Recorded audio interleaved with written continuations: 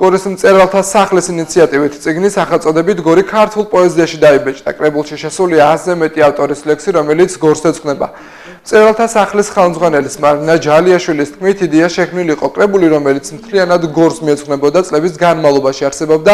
მისივე თქმით, ეს კრებული არა მხოლოდ პოეზიის მოყვარულებისთვის იქნება საყვარელი, არამედ ყველასთვის, ვისაც გორთან ემოციური კავშირი აქვს. წიგნი, რომელსაც მე ახლა გაჩვენებთ, ეს არის გორი ქართულ პოეზიაში, სადაც შესულია 100 ავტორზე მეტი.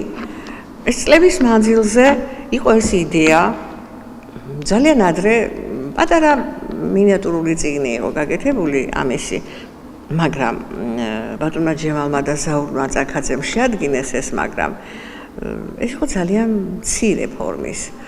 გაჩნდა იდეა, რომ ჩემი იდეა იყო, შემდგენელიც მე გახლავართ, რომ უფრო მეტი იქნებ სრულყოფილი სახე მიგვეცა, თუმცა ამას ვერ გახდი სრულყოფილს. წიგნის გამოცემიდან 2-3 დღის შემდეგ უფრო მეტი შემხვდა გორზე მიძღვნილი ლექსები და ალბათ მომავალი თაობა თუ ჩვენ თუ ვინც არ უნდა იყოს, კიდევ შეავსებს ამ წიგნს ალბათ.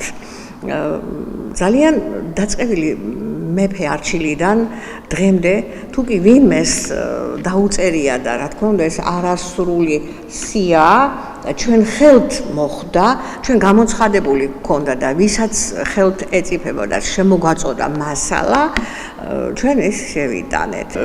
ბედნიერი ვარ, რომ ეს წიგნი შედგა.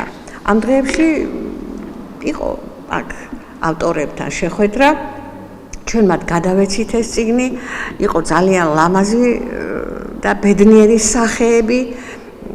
რა თქმა უნდა, ეს იყო ჩვენი ხელისუფლების, ჩვენი სააგენტოს, ჩვენი მერიის თანადგომით დაბეჭდილი. მე რომ მკითხოთ, ეს ისეთი წიგნი არის ყველა ოჯახში, რომ უნდა იდოს.